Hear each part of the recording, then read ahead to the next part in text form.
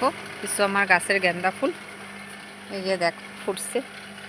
এই যে এটা আমার বাড়ির গেন্দা ফুল, আরও এখনও ফুটে নাই, আরও রয়ে গেছে বহুত ফুটার। যেটা কাশি গেন্দা, এটা অনেক তোমার ঠান্ডা বেশি পড়ে হয় যখন, তখন আর খুব ঠান্ডাতে ধরে। আর এটা হচ্ছে রাজগেন্দা কয়, এটার মধ্যে আরও কালার থাকে। তো আমার কাছে এইটাই আছে, এই খুব সুন্দর দেখতে, দেখো খুব সুন্দর। তো চলো আরেকটা জিনিস দেখাইতেছি, একটা মানে খুব ভালো জিনিস লাগাইছি, তোমাদেরকে সাথে শেয়ার করছি, এখন দেখাবো। চলো তোমাদেরকে অনেক কিছু দেখাইছি। দেখো মকই গাছ, এটি এই যে দেখতেছো, এটি মকই গাছ।